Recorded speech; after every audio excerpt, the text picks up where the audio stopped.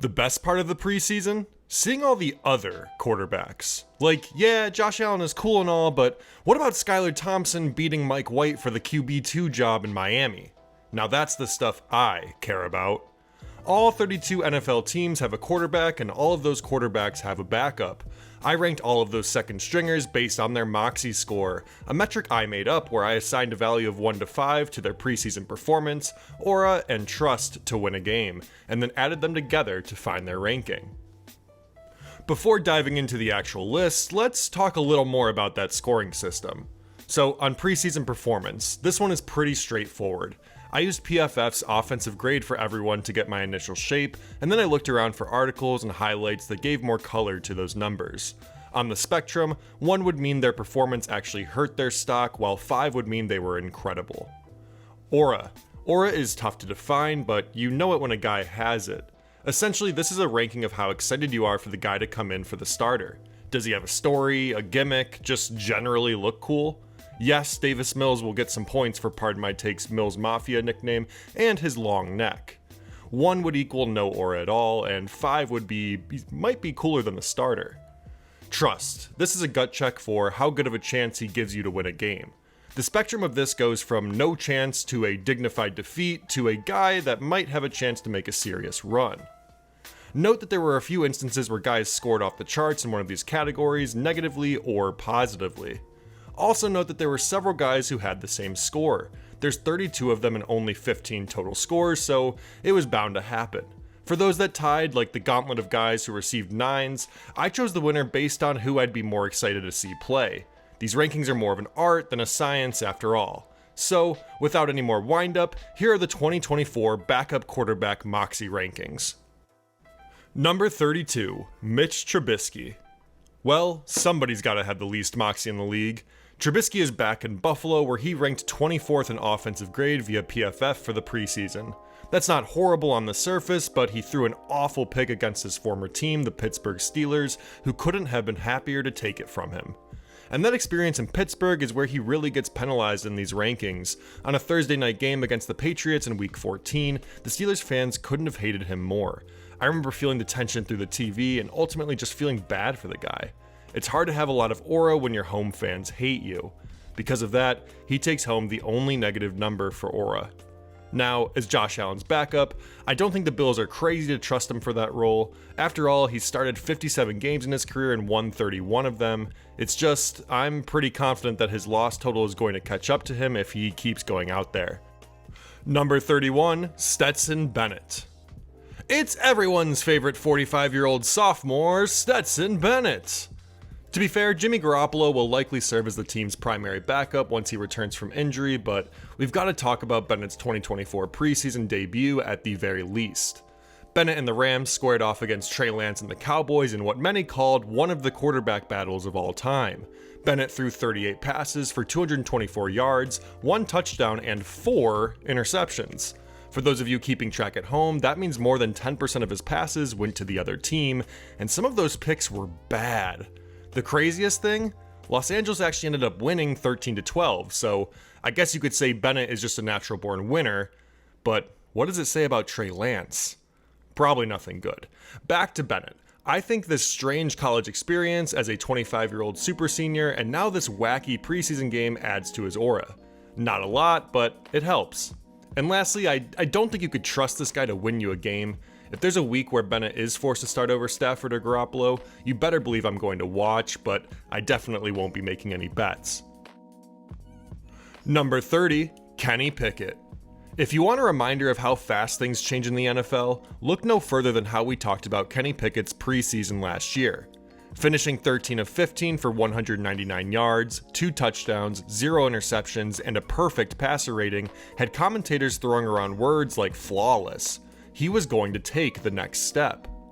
Then Pittsburgh got stomped by the 49ers in the opener, and ever since, Pickett has been on a downward spiral, being cast off from the Steelers for a washed-up Russell Wilson, and now finding himself as the QB2 in Philadelphia. If the Eagles took truth serum and hadn't spent the assets they did to bring him to town, there's a chance Pickett might actually be third on the depth chart behind second-year man Tanner McKee, who outperformed him in exhibition games. As far as aura, Pickett was close to getting a 0. He had an unceremonial exit from the Steelers and became a target on Twitter this preseason. Still, the gloves, the fake slide from a couple years ago, and the fact there's a chance for a redemption arc keep him inside the scoring system. If Pickett does have to come in for Jalen Hurts this year, expect a lot of safe passes, uninspiring play, and a dignified defeat at the end of it all. Number 29, Clayton Tune. Wait, wasn't Desmond Ridder supposed to be the QB2 in Arizona? Well, newsflash, buddy, it's actually Clayton Tune. Ever heard of him? If he hadn't been forced to start against the Browns last year, I would probably think Clayton Tune was some sort of music software. He was awful in that game, but he was also a rookie 5th rounder out of UH, so go figure. Tune has had a decent preseason this year where he graded as the 11th best quarterback among all these jokers. A bad pick 6 at the end of this exhibition run soured his performance overall, but not enough for me to say he deserved less than a 3 in this category. Tune has little aura. Maybe I'm missing where the lore is coming from, or maybe me and my friends just aren't Tune heads like the rest of you, but he's a guy who, after you mention him, the person you're talking to goes, wait, who? And lastly, as far as trust in Tune goes, until I see him perform well in an actual game, that stink from his performance last year will stay in my head. Maybe that's unfair given his development, but this is my list, and I don't trust him yet. Number 28, Skylar Thompson. Did you know that Skylar Thompson and Justin Herbert have played in and won the same number of playoff games? I just think it's interesting. Thompson secured the QB2 spot in Miami, beating out Mike White for the opportunity to back up Tua Tagovailoa. It's been an offseason of development for Thompson as he and the coaching staff have recognized his ability to play more in the flow of the offense and not be so robotic. Unfortunately though, developing on the field doesn't develop your aura, which Skylar Thompson has essentially none. Yeah, he played in that close playoff game against Buffalo a few years ago, but that was more based on Miami's defense being sharp. There's always a little bit of play to being a 7th round pick like he was, but not enough to lift him up in this ranking as we've already seen who he is. And remember, before this year, the whole reason Mike White was brought in was because Thompson couldn't cut it in that game against the Bills. To add any points to his trust grade, I'll need to see him prove just how much better he's gotten. Number 27, Jarrett Stidham. Sure can't wait to see that Jarrett Stidham play this year, said no one ever. As soon as Bo Nix looked good in the preseason, it was over for old Stidham. His preseason statistically looks worse than it actually was. One of his interceptions wasn't his fault, and you could argue the team committed stupid penalties around him that inadvertently sabotaged his chance to shine. Even so, Stidham looked a little slower getting the ball out, especially compared to Nix, and unfortunately for Stidham, there's a premium on that skill in a Sean Payton offense. For aura, Stidham's always been kind of a nothing burger to me. I think it's cool he's a former Patriots guy, I think he's looked fine in regular season action, and that's sort of where it ends for me. And yet, I do think I trust him to give my team a shot to win. He's a solid backup who wants a chance to get more out of his career right now. Number 26, Aidan O'Connell. If you've seen my video on him, you know I like Aidan O'Connell. But it seems like Gardner Minshew was always sorta locked up into being the starter in Vegas. Even though the money really is low in the grand scheme of things, when neither option is separating themselves, it makes sense to give the guy you paid a chance. And to be fair, O'Connell didn't light it up during the preseason, landing 28th in PFF grade among this group. That, coupled with a badly timed pick 6 in his final drive of exhibitions, dropped his stock heavily to me. O'Connell has minimal aura, but I think there's something to being a former starter who some of the fan base seems to still be riding with, regardless of the QB1 decision that's been made. And then, I think it's fair to trust O'Connell to give you a shot to win a game. Last year he played well in some stretches, but he was able to tally a win against Patrick Mahomes and the Chiefs with just 62 yards on 9 for 21 passing. Until he can start to put more of his own imprint on games, he'll likely always be in this high-end backup realm. Number 25, Marcus Mariota. Although we've gotten the quarterback competition lip service in Washington, everyone knows Marcus Mariota was brought in to be the veteran mentor for rookie Jaden Daniels. But maybe Mariota's perfect preseason is turning heads. I'm joking, he threw and completed one pass for 6 yards. Mariota hasn't done his aura any favors recently. Where Kirk Cousins suddenly became cool on Netflix's quarterback series, Mariota was a forgotten character. Still, being a number 2 overall draft pick who is coming up on a decade in the league carries some weight with it. Are you pumped to hear Mariota is starting for your team? Probably not, but At least you know who the guy is. Then, for trusting him, Mariota hasn't been incredible over his past few seasons, but he's also been totally serviceable. I actually liked him more on that 2022 Atlanta team than a lot of other people did, and I think he's a perfect candidate to receive a 3 in this category. When he's first to start, it feels like you've got a 50-50 shot. Number 24, Kyle Trask. For a second there last year, Kyle Trask really had a chance to beat out Baker Mayfield for the QB1 spot in Tampa. Since then, he's thrown only 1 regular season pass, and for what it's worth, it was a pretty good pass. 3rd and goal to the back corner of the end zone, incomplete. Anyways, he lands here despite his very low aura because of his good preseason. No, his overall numbers aren't mind-boggling, but his final game gives him an edge in this category with a 17 for 24 performance, good for 141 yards, 2 touchdowns, and no picks. That was one of the best lines I saw while doing this whole exercise, and I felt the need to reward him for it. I don't necessarily trust Kyle Trask to win a regular season game, but I also wouldn't expect him to embarrass himself either. He'd keep it close. Number 23, Nick Mullens. Thanks to JJ McCarthy's season-ending injury, Nick Mullens is QB2 in Minnesota again. Mullens looks solid in the preseason, albeit in only 1 performance given the late depth chart change, but he should also be given some credit for how he came out despite getting less reps in practice too. For aura, if I had done a tiers list, he would have been in the quarterbacks with significant others the cameramen gawk at during games tier, along with Jake Browning. Beyond that, Mullens' aura comes mostly from his name recognition at this point, and the fact he raised some eyebrows in San Francisco when he was forced to replace an injured Garoppolo early in his career. You might argue he deserves a higher score, but I think 2 is right for him. Trusting Mullens is a weird proposition too. He's been a fun character in the league for a few years now, a gunslinging journeyman that always seems to give whichever team he's on a chance. It's just these chances haven't turned into actual victories lately. He's currently on a 7-game losing streak across 4 years. Number 22, Mac Jones.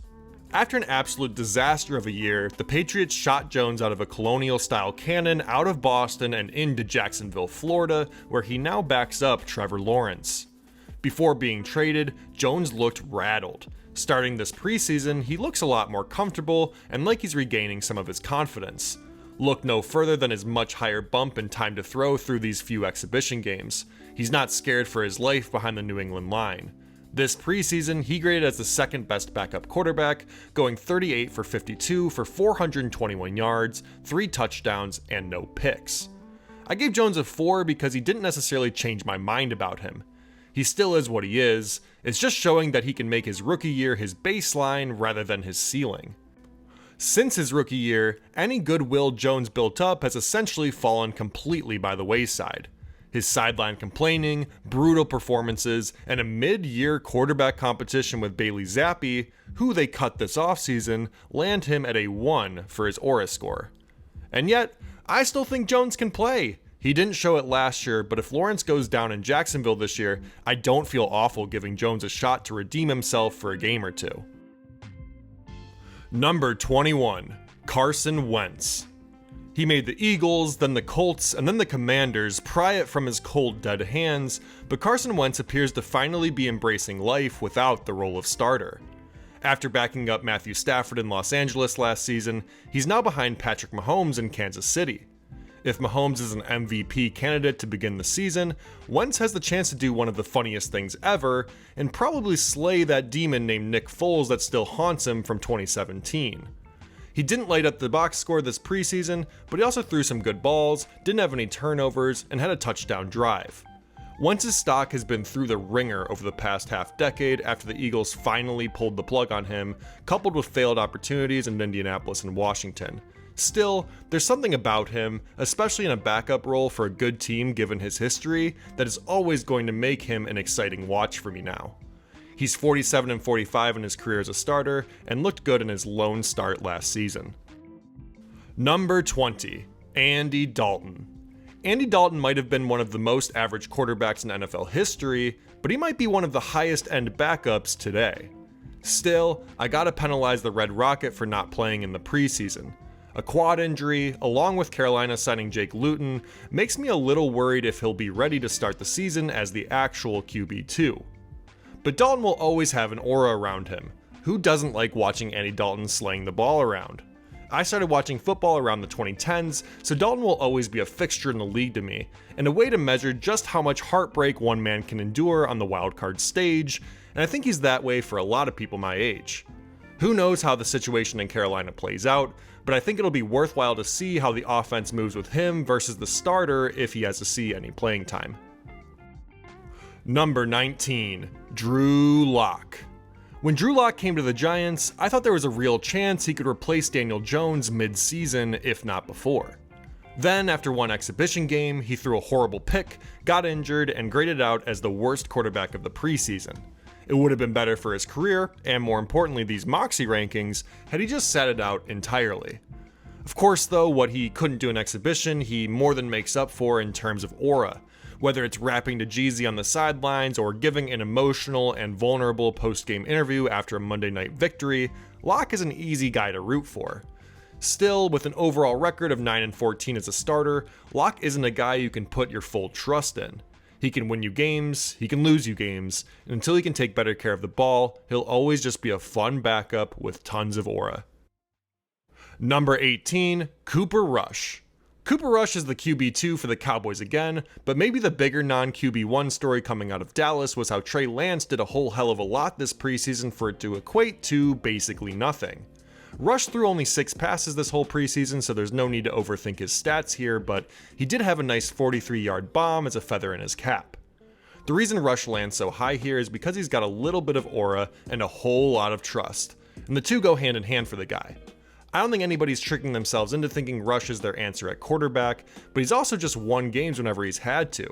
He's 5-1 in his career as a starter, and he's done so by playing behind good defenses and not committing mistakes, with 3 of his 5 career picks coming in his lone loss. When you hear Rush is coming in for Dak, you expect the team to maintain form for the most part and win at least a game or two. Number 17, Josh Johnson. The ultimate journeyman. A 38-year-old vet who switched NFL teams 19 times, Johnson is entering his 3rd stint with the Baltimore Ravens this year. I'm just not sure how you can't love a guy with a career like this and root for him to win any and every chance he gets. He entered my NFL world when he came in for Brock Purdy in the NFC Championship game against the Eagles, and since then I've always had an eye on where he ends up each season.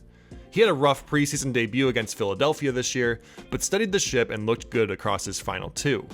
He's only gone 1-8 in his career, and maybe he's just fooling me because I like his story, but I gave him a 3 for a trust rating just because I imagine he's probably seen literally everything at this point. Number 16, Sam Howell. Turns out, Sam Howell wasn't the guy in Washington, but that doesn't mean he can't be a guy somewhere else, one with talent and experience, and who's still on a rookie contract through the 2025 season. This preseason, he was sharp, ranking 7th in PFF grade, going 33 for 50 for 328 yards, 2 touchdowns, and no interceptions. But he's still taking sacks. He took 6 of them in 3 exhibitions and had the 7th highest pressure to sack rate, a metric PFF gives to assign blame to quarterbacks for their sacks. There's not a big story or narrative around Sam Howell, but I think there's some juice to the fact he's a former starter who's still young. It's not crazy to believe his coaches in Washington didn't put him in the absolute best positions to succeed. Let's just say if my team were forced to start him, I could talk myself into Sam Howell pretty easily. Number 15, Davis Mills. Davis Mills landed in this mess of guys who scored 9s, which gave me the liberty to push him up to number 15. Tell me I'm crazy that he's ranked too high, but I just like him. I think he's solid, and like I mentioned at the top of my video, I am in fact giving him extra aura points for Pardon My Take's Mills Mafia nickname and his extra long neck. Fun fact, did you know the guy's middle name is Compton? How can you not get excited when he comes in? Anyways, he had a decent preseason, going 18 for 26 for 191 yards and a touchdown in 2 games before being knocked out with a rib injury. Even though he went 3-10-1 in his lone year as a starter, both his first 2 seasons showed occasional flashes, and I think he solidified himself as a high-end backup at this point in his career. I trust that Mills would give this retooled Texans offense a chance to win if he's forced to play this year. Number 14, Malik Willis.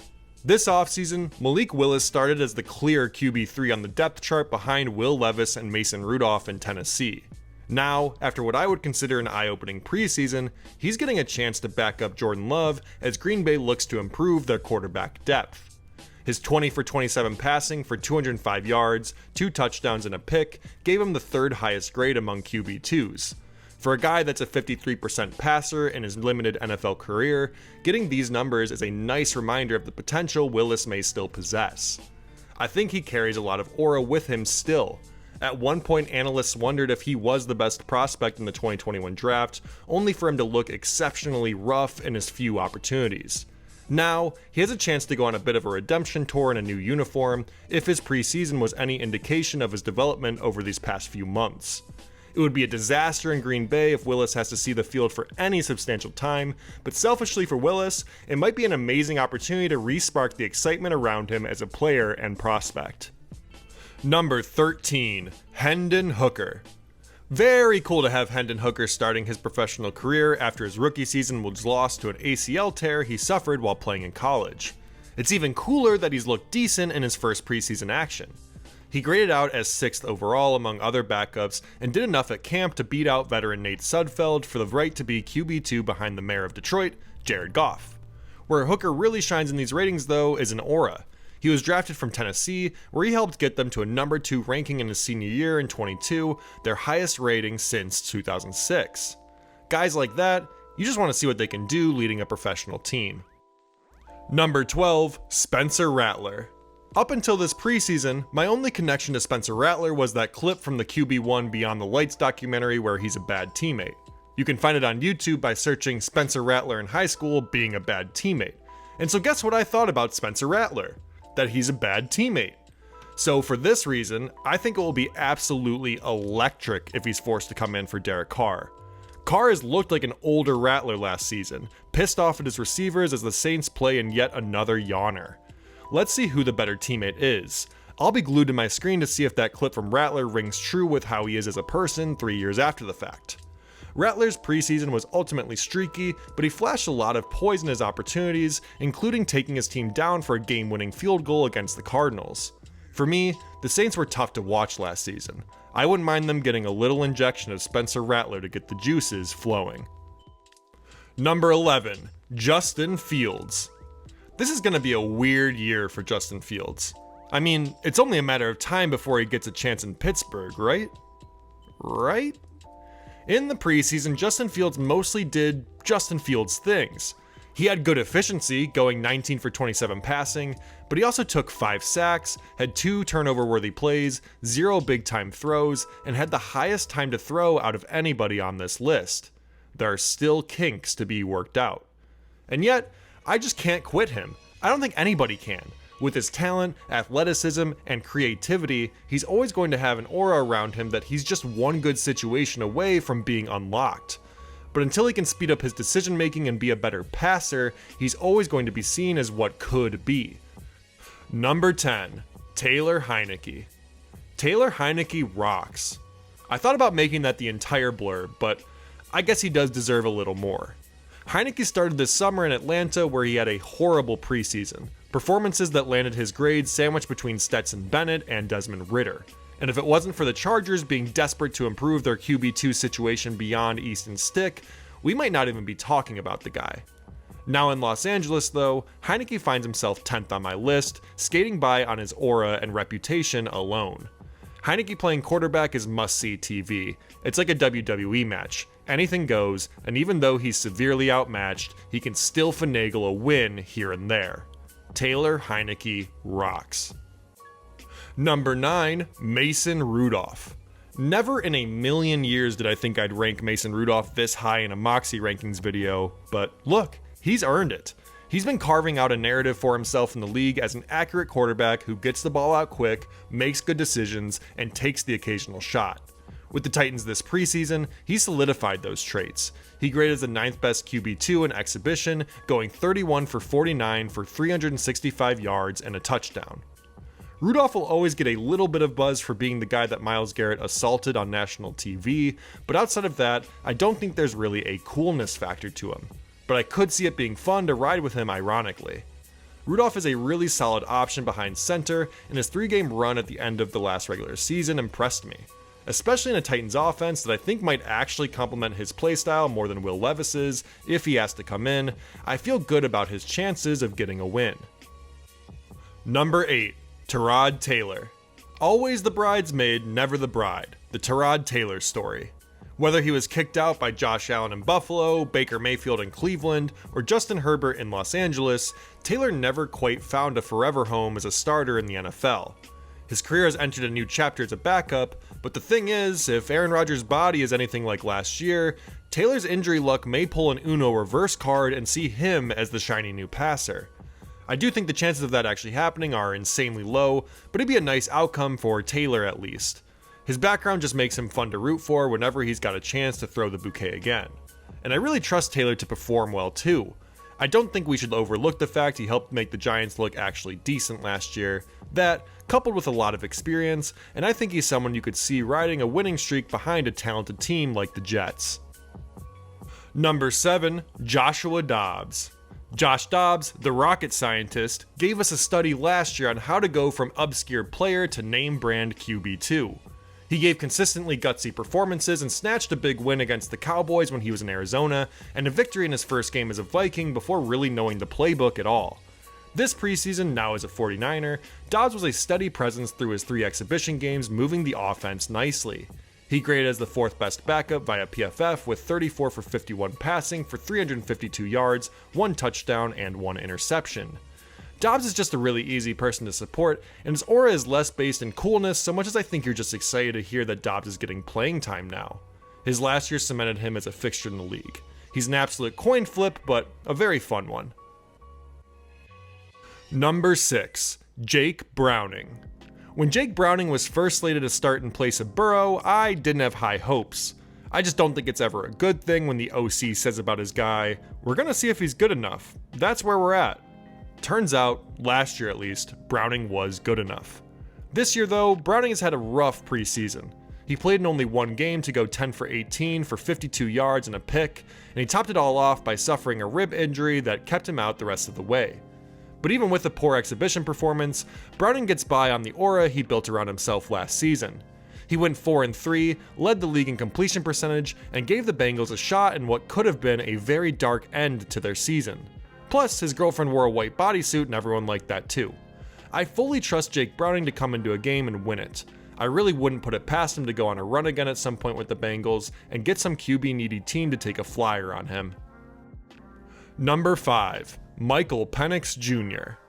So, if you believe Mike Florio, Michael Penix Jr. might actually be the QB1 to start the year in Atlanta, but I don't believe Florio, so he lands here at number 5. One reason for Florio's idea though is the fact Penix only played in 1 preseason game and has been on ice ever since. Does Cousins need more time to recover? Either way, we only got 1 exhibition game out of him, but he looks comfortable going 9 for 16 for 104 yards, including a nice deep shot down the sideline. Obviously, any rookie drafted as high as Penix naturally gets a nice aura score. That, coupled with the strange quarterback situation he's been brought into, and I don't think there's a question people will be glued to their screens to see the first game Penix starts. Number 4, Drake Maye. Drake Maye is a fake QB2.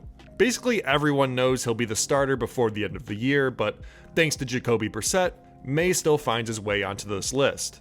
He was solid overall in his preseason action, his performances getting better as he went along. Despite ranking 24th overall in PFF grade, I gave Maye a 4 for his preseason performance because I accounted for some of the quotes coming out of Patriots training camp, where it seems New England's brass was having a tougher and tougher time hiding the fact that Maye was outperforming Brissett. Like Penix, a rookie drafted so highly like Maye was, is going to get a natural aura boost. Thankfully, for a guy that so many are so excited to see, it shouldn't be too much longer before we get him as a starter. Number 3, Tyson Bagent. Tyson Bagent was literally made for these rankings.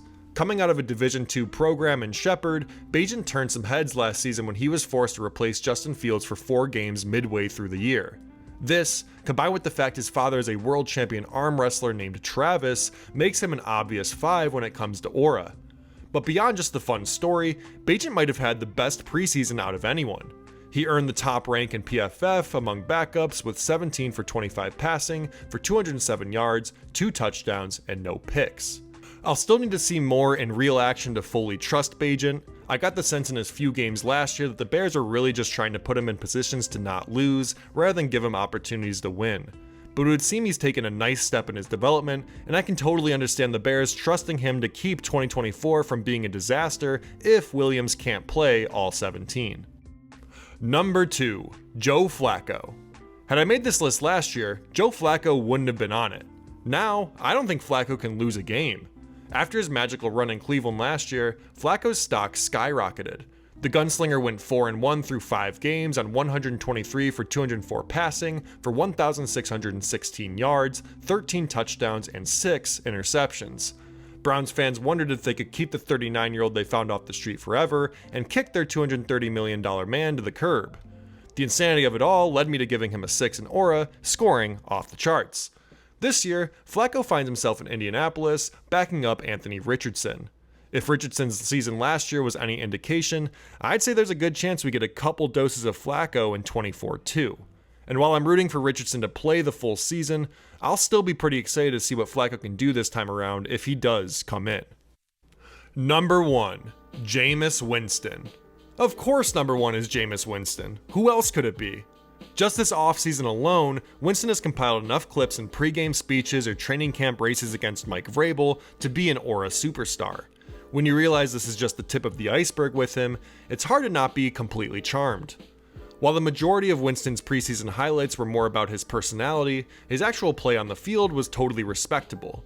In limited opportunities, he ranked 18th among these backups, going 10 for 14 for 93 yards. Winston is a former number 1 overall pick who's gone 34-46 in his 80 games as a starter.